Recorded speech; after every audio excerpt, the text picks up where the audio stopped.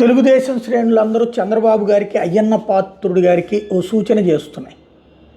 జగన్మోహన్ రెడ్డిని కంట్రోల్లో పెట్టాలి అంటే జగన్ అసెంబ్లీలోకి అడుగుపెట్టిన తర్వాతన సరే తొలి రోజున మీటింగ్లో వేదిక మీద ఓ పక్కనేమో ఏది గవర్నర్కి అటు ఇటు వీళ్ళిద్దరూ ఉంటారు. అంటే ఓ పక్కన మండలి వాళ్ళు ఉంటారు, ఇంకో పక్కన స్పీకర్ ఉంటారు, మండలి చైర్మన్ స్పీకరు.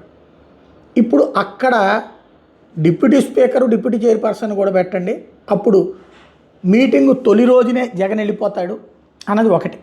రెండవది, అయ్యన్న పాత్రను ఏదో ఒక కారణం చూపెట్టేసి నువ్వు ఒక 4 రోజుల పాటు రాబాక అసెంబ్లీకి రఘురామకృష్ణరాజు ఆ వేదిక మీద కూర్చుంటాడు, స్పీకర్ వేదిక మీదన అధ్యక్షత వహిస్తారు.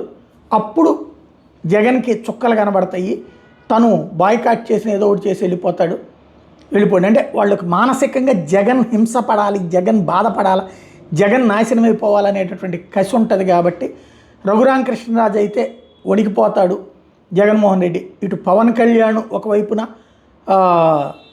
దంచేస్తాడు అనేది జనసేన వాళ్ళు. అంటే రేపు జగన్ అసెంబ్లీలోకి అడుగుపెట్టాక పవన్ జగన్కి షాకుల మీద షాకులు ఇవ్వబోతున్నాడు అని వాళ్ళు ఒక పక్కన ఫీల్ అవుతున్నారు.